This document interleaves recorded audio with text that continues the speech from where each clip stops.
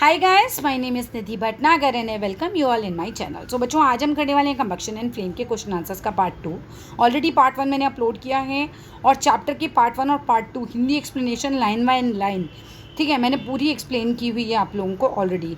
ठीक है, तो जिन्होंने नहीं देखा वो चैनल पर जाकर देख सकते हैं।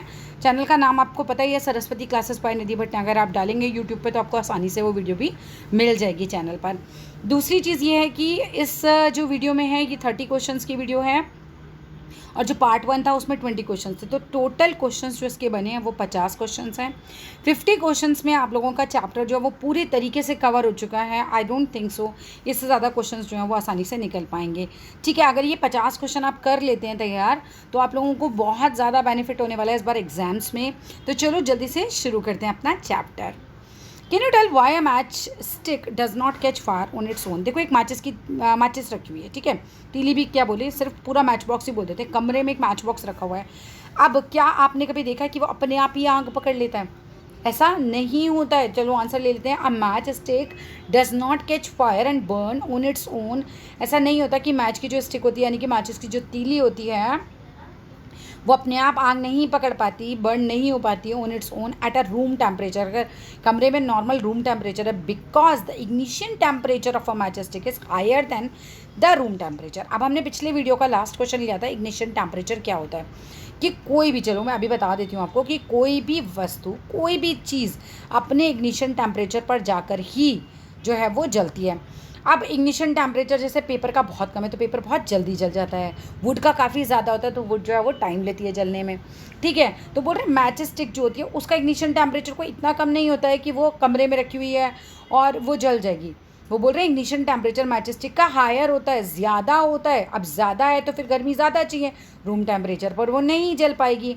समझ रहे हो? जो इग्निशन टेम्परेचर होता है यहाँ, ये समझना बहुत ज़्यादा इंपॉर्टेंट है। नहीं देखिए तो पूरी प्रॉपर डेफिनेशन के साथ देखो पिछली वीडियो, उसमें लास्ट क्वेश्चन दिया हुआ है ये। चलो नेक्स्ट क्वेश्चन देखते हैं। Why does the match stick start burning on rubbing it on the side of the match box. अब क्या होता है, जब आपको माचिस जलानी होती है तो आप उसके साइड में जो पार्ट बना होता है वहाँ पे रगड़ते हो और उससे वो मैच स्टिक जल जाती है। ऐसा क्यों होता है? अब match stick starts burning on rubbing it. Match stick जो है वो स्टार्ट हो जाती है, अगर हम रब करते हैं तो जलना स्टार्ट हो जाती है on the side of the match box, यानी कि जैसे मैंने साइड में रखड़ा तो मैच स्टिक जो है तीली है वो जलने लग जाती है। Because the heat produced by friction, जो गर्मी प्रोड्यूस होती है ना, वो जो फ्रिक्शन क्रिएट होता है, रगड़ने से जो फ्रिक्शन क्रिएट होता है, ठीक है, तो क्या होता है, because the heat produced by friction heats the chemical at the head of the match stick. तो वो क्या करता है, जो केमिकल साइड में लगा होता है उसको, नहीं, मैच स्टिक के आगे जो मसाला लगा होता है, जो केमिकल लगा होता है, उसको गर्म कर देता है of the match stick to their ignition temperature, और इतना ले जाता है कि वो अपने इग्निशन टेम्परेचर तक पहुंच जाती है and makes the catch fire. और इस तरीके से क्या होता है कि वो आग पकड़ लेती है। यानी कि इग्निशन टेम्परेचर तक पहुंचाना बहुत ज़रूरी है किसी भी चीज़ को जलाने के लिए। रगड़ा तो वो अपने इग्निशन टेम्परेचर तक पहुंच जाता है जब उस केमिकल पे रगड़ा जाता है, ठीक है। Combustible substances cannot catch fire or burn as long as its temperature is lower than its dash. सोचो, चैप्टर पढ़ा था, बहुत अच्छे से समझाया गया था आपको। एक एक लाइन मैंने इंग्लिश में हिंदी ट्रांसलेट करके आपको समझाई है। जिन्होंने वीडियो देखी है उन्हें अब तक बहुत अच्छे से आंसर समझ आ गया होगा, और जिन्होंने वीडियो नहीं देखी है मैं तो यही बोलूँगी कि वीडियो ज़रूर देखो। तो चलो अभी फ़िलहाल हम ले लेते हैं इसका आंसर, ठीक है। और कंबस्टेबल सब्सटेंस, यानी कि कंबस्टेबल क्या होता है, जो भी चीज़ जल सकती है उसको बोलते हैं हम कंबस्टेबल सब्सटेंस। जैसे कि लकड़ी है, कंबस्टेबल सब्सटेंस है। कोयला जल सकता है तो कंबस्टेबल है। लोहा नहीं जल सकता तो नॉन कंबस्टेबल है। समझ रहे हो कि जो चीज़ें नहीं जल सकती वो नॉन कंबस्टेबल है, जो जल सकती हैं वो कंबस्टेबल है।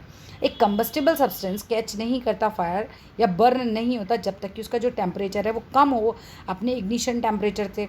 इग्निशन टेम्परेचर तक पहुंच जाएगा जैसे ही तो वो जलने लग जाएगा। अगर टेम्परेचर कम रहेगा तो वो नहीं जलेगा, ठीक है। हम बोल रहे हैं कि लकड़ी जो है वो कंबस्टेबल है, लेकिन माचिस की तीली उसके पास लेके जाओगे तो तुरंत आग नहीं पकड़ेगी। क्यों? क्योंकि वो अभी अपने इग्निशन टेम्परेचर तक नहीं पहुंच पा रही है।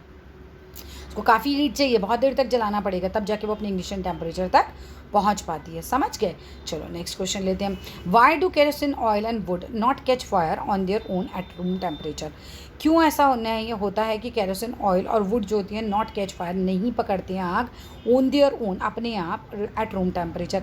माने कमरे में केरोसिन ऑयल रखा हुआ है या फिर लकड़ी रखी हुई है तो ऐसा कभी देखा है कि वो अपने आप ही आग पकड़ ले? ऐसा नहीं होता। उनके पास कोई तो ज्वलनशील पदार्थ ले जाना पड़ेगा, माचिस की तीली से आग लगाओगे तो हाथ जल जाएगा केरोसिन ऑयल, लेकिन खुद से नहीं जलेगा, ठीक है।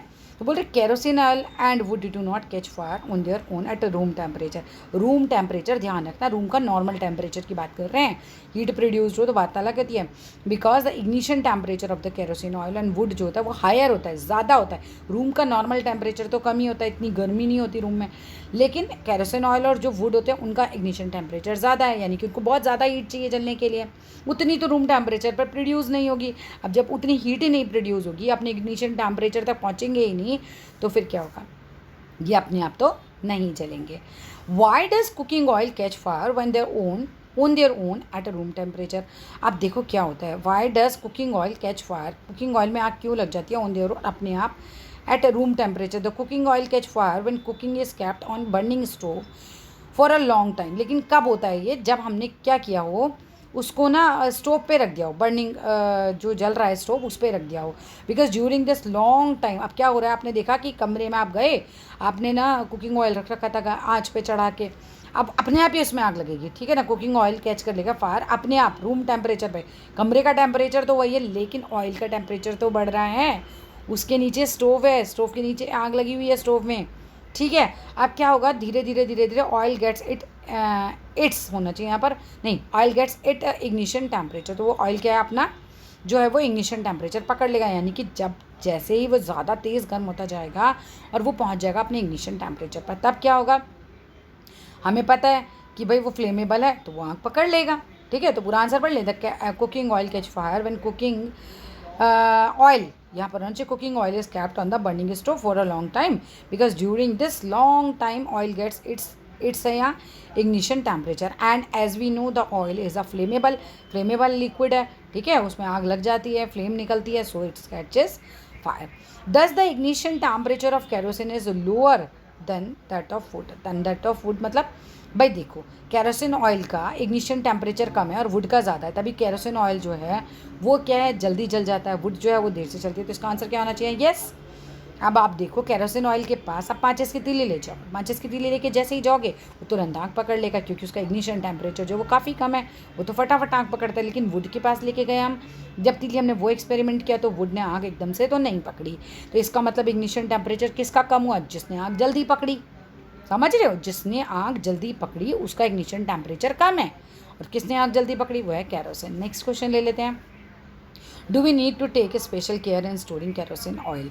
क्या हमें जो है वो स्पेशल केयर करने की ज़रूरत होती है अगर हम केरोसिन ऑयल को जो है वो स्टोर करके रखते हैं। तो चैप्टर बता दो कमेंट बॉक्स में लिख के, कितने बच्चों ने पढ़ा है, अपने स्कूल का नाम ज़रूर लिखना, ठीक है। और एक और चीज़ है, चैनल को सब्सक्राइब ना किया हो तो प्लीज़ कर दो सब्सक्राइब, और उससे भी ज़्यादा ज़रूरी है कि आप चैनल को कर दो शेयर, ठीक है। जितना शेयर करोगे देखो उतने ही ज़्यादा बच्चों का बेनिफिट होने वाला है, सारे बच्चों को, आपके जितने भी जानने वाले हैं सभी को, इवन आप नहीं भी जानते हो वहाँ भी आप शेयर करो, क्योंकि बहुत सारे ऐसे बच्चे हैं जो मैं बना रही हूँ इस समय, कोविड सिचुएशन में वीडियो बन रही है, स्कूल नहीं जा पा रहे हैं, बहुत अच्छे से चीज़ें समझ नहीं पा रहे हैं। तो मैंने कोशिश की है कि मैं ऐसे बच्चों की हेल्प कर सकूं जो घर में हैं और जिनको चाहिए कि भाई क्वेश्चन बने बनाए मिल जाए, बच्चे ट्यूशन्स नहीं जा पा रहे हैं इस समय, ठीक है।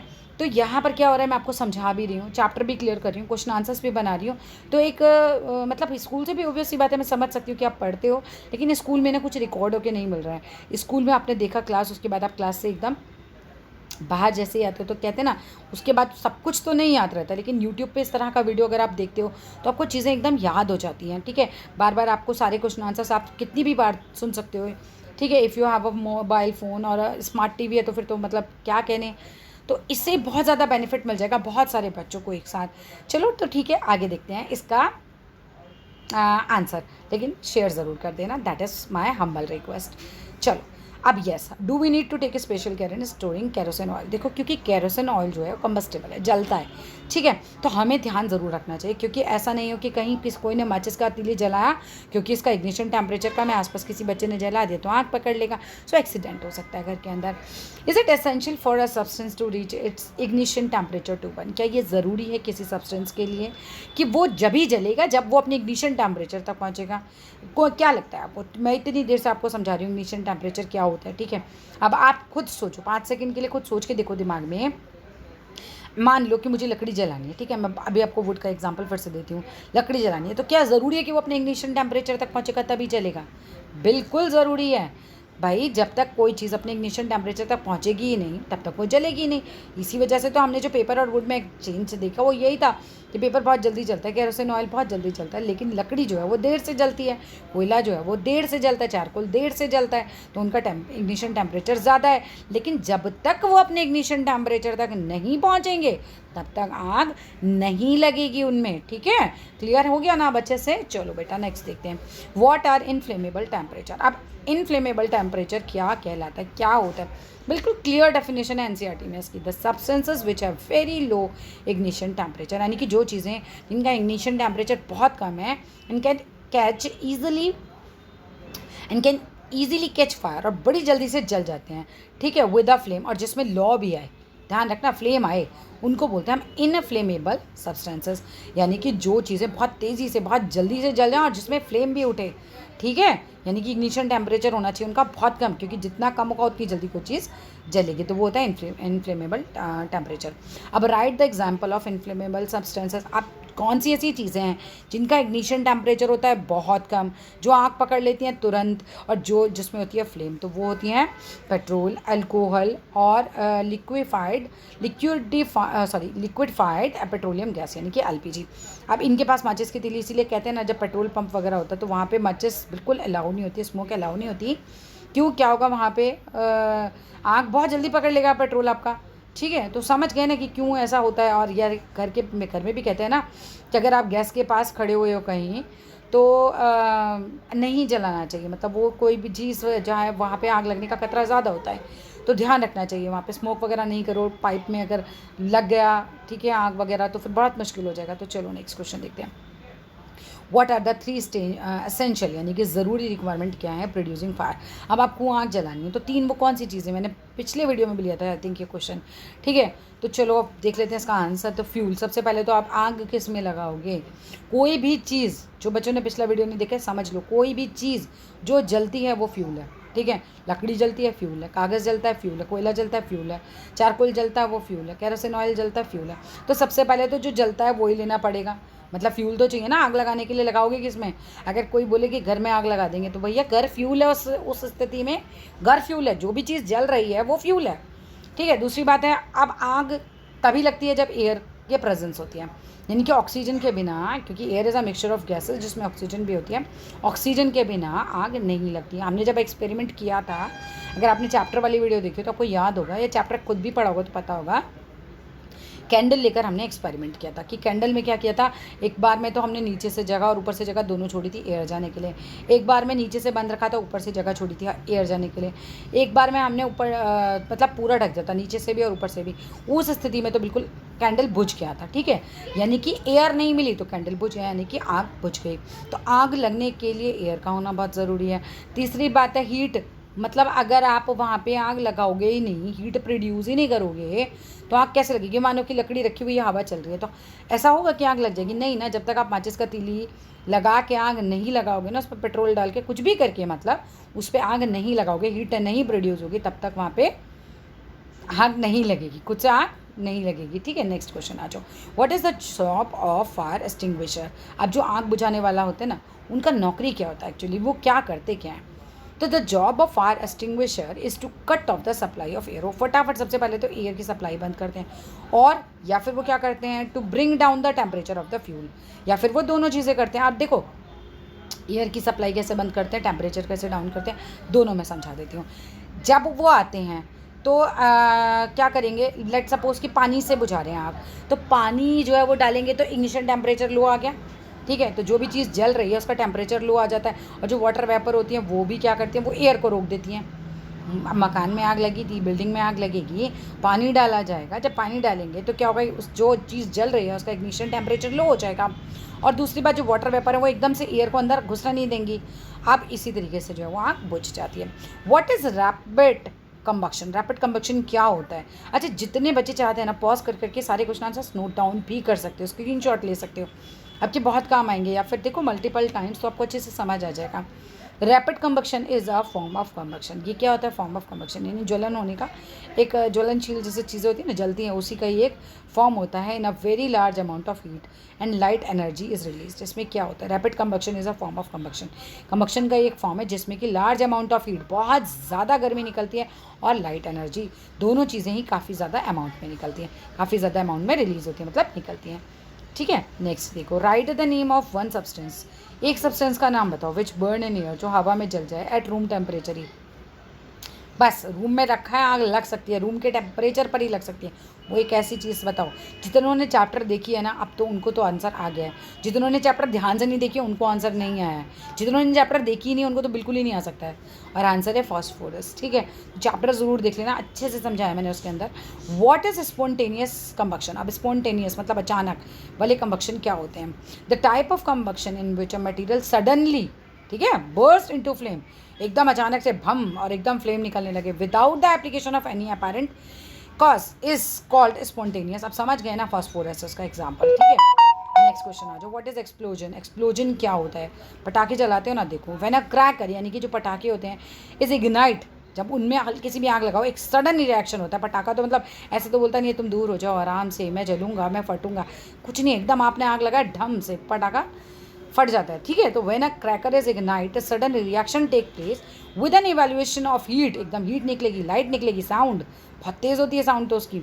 ठीक है, मतलब कुछ पटाखों की तेज़ होती है और कुछ की धीमी होती है, बट साउंड तो प्रोड्यूस होती है। Large amount of gas form होती है। ठीक है, तभी दिवाली वाले दिन बहुत पॉल्यूशन हो जाता है। अब क्या होता है? A large amount of gas formed in the reaction is liberated, such a reaction is called explosion. क्या हो गया? एक्सप्लोजन हो गया। आप समझ गए ना एक्सप्लोजन क्या होता है? दिवाली पे तो बहुत होता है। अब explosion can also take place if dash is applied on it. अभी हम माचिस की तीली जलाने की बात नहीं हो रही, अब आप सोचो कि किस चीज़ की बात हो रही है। तो फिर मैंने हिंट दे दिया कि भैया एक्सप्लोजन होगा अगर क्या क्या डैश डैश डैश। सोचो, अगर हम क्या लगा देते हैं उस पर, हम उस पर प्रेशर लगा देते हैं। पटाखे देखिए, चुटपुट पटाखे जो होते हैं वो ढम से ज़मीन में मारते हो आप लोग और फट जाते हैं। यहाँ क्या हो रहा है? प्रेशर क्रिएट हो रहा है ना उसके ऊपर। आग तो नहीं लगाई आपने उसमें, माचिस की तीली तो नहीं लगाई, आपने लिया हाथ में, पता नहीं आप लोगों ने जलाया नहीं जलाया, हमने बहुत जलाए हैं चुटपुट पटाखे। तो लेते हैं हाथ में, उसको पटक देते हैं। ठीक है, तो explosion can take place if pressure is applied on it. What kind of substances give flame. किस तरह की जो सब्सटेंस हैं वो फ्लेम देते हैं, लॉ देते हैं। ठीक है, लॉ निकलती है। लॉ समझाएं आपको, एक मिनट रुको, लॉ समझा देते हैं। ये मोमबत्ती है, ये लॉ देती है, ये रही लॉ, समझ गए? अब आ जाओ फ्लेम। अब वो कह रहे हैं कि what kind of substances give flame, तो चलो आंसर ले लेते हैं। The substances which vaporise during burning, जिनमें से वेपर निकलती है बर्निंग के दौरान, वही फ्लेम देते हैं। क्या? जिसमें जो वेपराइज नहीं होते वो फ्लेम भी नहीं देते। जैसे कोयला फ्लेम नहीं देगा, चारकोल फ्लेम नहीं देता है। समझ गए? चलो नेक्स्ट क्वेश्चन देखो। Right the examples of the substances which give flame. अब आप मुझे बताओ वो कौन कौन से एग्जाम्पल हैं जो फ्लेम देते हैं। ठीक है, चलो मैं बता देती हूँ। केरोसिन ऑयल है, मॉल्टन वैक्स है, मॉल्टन वैक्स में जो विक लगी होती है उसमें से फ्लेम निकलती है। ठीक है, तो विक लगा के उसमें से तब फ्लेम निकलेगी। और एग्जांपल्स आप खुद भी ले सकते हो। चलो आ जाओ। Dust charcoal gives flame. अभी मैंने आंसर बताया, डस्ट चारकोल गिव्स फ्लेम। सोचो जल्दी से आंसर, बिकॉज मैंने तो अभी आंसर बता ही दिया था 2 क्वेश्चन पहले। नो, चारकोल में और कोयले में फ्लेम नहीं होती है, नहीं दिखती है। Why do the gold Smiths use the outer zone of the flame. जो गोल्ड स्मिथ होता है, सुनार होता है, वो आउटर जोन फ्लेम की क्यों यूज़ करता है? देखो पहले आउटर जोन समझ लो। ये है, मान लो, हमारी कैंडल। अब ये जो ऊपर वाली जोन होती है ना, ये होती है आउटर जोन, समझ गए? अब आ जाओ, सबसे ज़्यादा गर्म होती है, समझ लो ये। ठीक है, सबसे ज़्यादा गर्म होती है ये वाली आउटर जोन।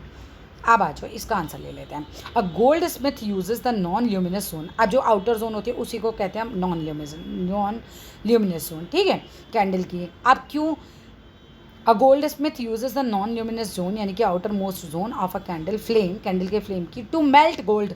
किस लिए लेते हैं? क्योंकि गोल्ड उन्हें मेल्ट करना होता है, पिघलाना होता है, और सिल्वर को भी पिघलाना होता है, तो इसलिए वो यूज़ करते हैं। Because it is the hottest part. उन्होंने यही वाला पार्ट क्यों चुना? लॉ के बीच वाला पार्ट, या लॉ के नीचे वाला क्यों नहीं चुना? जो नीचे वाला पार्ट होता है ना, सबसे, वो सबसे ज़्यादा, कहना चाहिए ठंडा तो नहीं बोल सकते अब उसको, उसका जो टेम्परेचर होता है वो सबसे कम होता है, ऐसे समझ लो। वो कम गर्म होता है, फिर बीच वाला थोड़ा उससे ज़्यादा गर्म होता है, और जो सबसे ऊपर वाला लॉ का पार्ट होता है वो हॉटेस्ट होता है। फिर एक मिनट समझा देती हूँ, एक बार रुक जाओ। ये लॉ जल रही है, ये वाला पार्ट सबसे ज़्यादा गर्म होगा, ये वाला पार्ट सबसे कम गर्म होगा, तो बीच का है तो बीच का गर्म रहेगा। समझ गए? अब candle flame and has the most temperature. समझ गए आप? अब तो ये आंसर। चलो नेक्स्ट क्वेश्चन पे ले लेते हैं। What is fuel? फ्यूल क्या होता है? ईंधन क्या होता है? मैंने बताया आपको, जो भी चीज़ें जल जाती है वो फ्यूल होती है, ठीक है, कोई भी चीज़। The source of heat. तो अब लकड़ी जलाई मैंने, तो लकड़ी मेरा सोर्स ऑफ हीट हो गया। कोयला जलाया है तो सोर्स ऑफ हीट हो गया, गर्मी प्रोड्यूस होगी। फॉर डोमेस्टिक और इंडस्ट्रियल पर्पस। डोमेस्टिक मतलब घर के पर्पज से, इंडस्ट्रियल तो मतलब इंडस्ट्रीज़ में भी कोयला वगैरह का तो काफ़ी यूज़ होता है लकड़ी। मतलब कोई भी चीज़ जो आप वहाँ जलाने के लिए अपना काम करो, उनको जो भी काम करना है उससे मेनली जो है वो वुड है, चारकोल है, पेट्रोल है, केरोसिन है, ये जो हैं हम इनको बोलते हैं फ्यूल। मैंने पूरा लिस्ट आपको दिया हुआ है ऑलरेडी क्वेश्चन आंसर्स में, तो आप वहाँ भी देख सकते हो।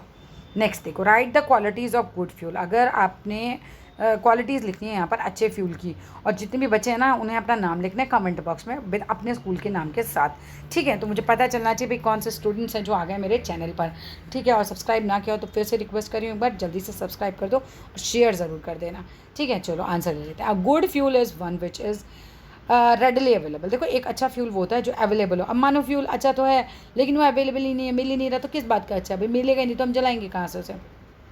दूसरी बात है इट इज़ चीप। वो चीप होना चाहिए, सस्ता होना चाहिए। मानो कि गुड फ्यूल हम कैसे बोलेंगे? कोई चीज़ बहुत महंगी है तो वो गुड कहाँ रह गई फिर वो, ठीक है। हम उसे गुड क्यों कहेंगे? अवेलेबल नहीं हो रहा है या फिर सस्ता नहीं है, लोगों की अप्रोच में ही नहीं है, तो हम उसे कहेंगे ना जो अवेलेबल भी हो रहा है, जो सस्ता भी मिल रहा है। It Burns easily in air, जो आसानी से जल भी जाता है एट मॉडरेट रेट पर। बस जलाया और ठीक है, टेम्परेचर नॉर्मल है तो वो जल गया। जो प्रोड्यूस करे लार्ज अमाउंट ऑफ हीट, मतलब हमारे सारे काम निकलने चाहिए ना, कि हमको ज़्यादा ढूंढना ना पड़े, हमको ज़्यादा पैसा ना खर्चा करना पड़े, हमको ज़्यादा मेहनत ना करनी पड़े, ठीक है, और हीट हमको प्रॉपर मिल जाए, तो हम यही बोलेंगे ना कि ये हमारे लिए गुड है। तो it does not leave behind any undesirable substances. और ये हमारे को क्या नहीं छोड़ेगा? अनडिज़ायरेबल सब्सटेंसेस ना छोड़े, माने कि आपको ये बाकी चीज़ें तो मिल गई कि हाँ भाई आपको अवेलेबल भी हो गया, सस्ता भी हो गया और जल भी गया आराम से, और हीट भी बहुत प्रोड्यूस हो गया, लेकिन जब ये जला तो आपके स्वास्थ्य को पहुँचा गया बहुत ज़्यादा नुकसान, तो फिर वो गुड नहीं है, फिर वो मुश्किल में आ जाओगे आप।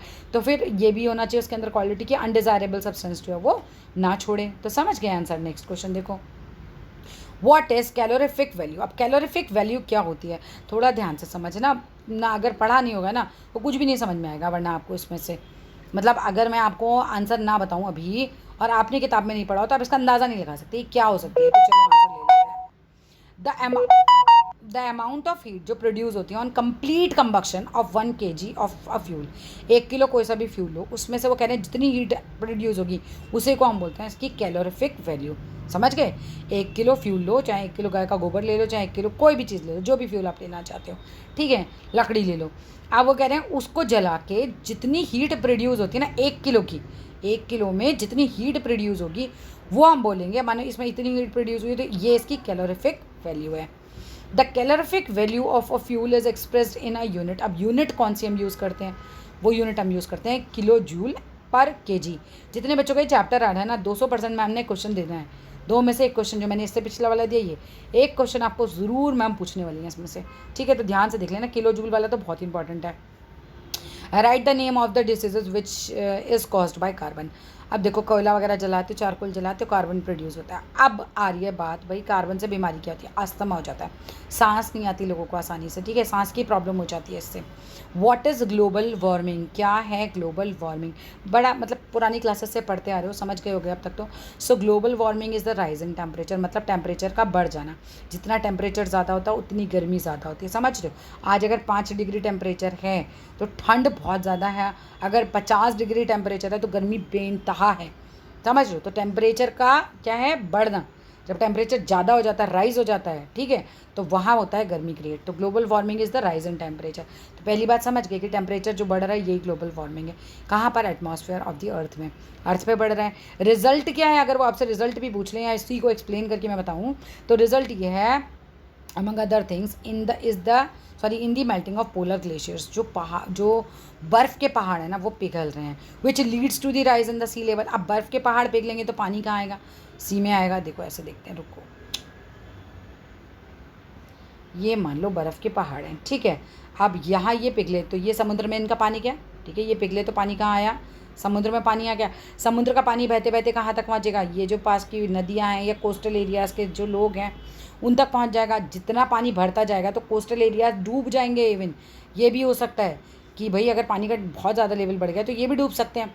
तो ये सारी जो है बड़ा फ्लड आ सकती है वहाँ पर कोस्टल एरियाज़ में, नदियों पे बाढ़ आ सकती है क्योंकि सी लेवल नदी ये सब कनेक्टेड ही रहते हैं, तो बाढ़ आने का खतरा बहुत बढ़ जाता है इवन कोस्टल एरियाज़। तो कह रहे हैं कि मे बी इवन भी परमानेंटली सबमर्ज हो जाए, पानी के अंदर ही डूब जाएँ। समझ के कैसे होता है global warming.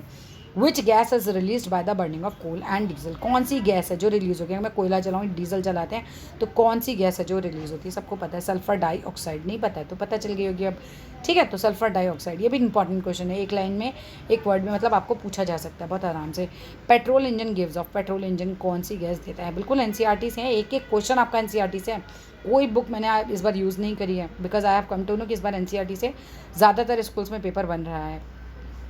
So gaseous oxide of nitrogen, इस ये जो है ये जो गैस है ये पेट्रोल इंजन से जो है वो निकलती है, समझ गए, गैशियस ऑक्साइड ऑफ नाइट्रोजन। अब आ जाओ, oxides of dash and dash dissolve in rain water and form करते हैं फिर एसिड्स, तभी तो होती है एसिड रेन, ठीक है, वो वाली रेन ही होती है एसिड रेन। तो क्या होता है फटाफट पढ़ लेते हैं, सल्फर एंड नाइट्रोजन। तो ऑक्साइड्स ऑफ किसके, ऑक्साइड्स सल्फर के और नाइट्रोजन के डिजॉल्व हो जाते हैं, मतलब घुल जाते हैं रेन में, और क्या कहते हैं रेन वाटर में घुल के वो फॉर्म करते हैं एसिड। तो जब सल्फर और नाइट्रोजन के ऑक्साइड जो हैं वो घुल जाएंगे तो हो जाएगा एसिड फॉर्म, और एसिड फॉर्म हो जाएगा तो जो बारिश होगी तो वो होगी फुल ऑफ एसिड, उसको हम बोलते हैं एसिड रेन, ठीक है। यहाँ फिनिश होता है ये वाला वीडियो और ये वाला चैप्टर भी। समझ नहीं आया हो तो कमेंट बॉक्स में लिखो, समझ आया हो तो भी ज़रूर लिखो समझ आ गया मैम, ठीक है। और फिर जल्दी से मिलते हैं हम अपनी नेक्स्ट वीडियो में। टिल देन चल bye bye and keep on studying.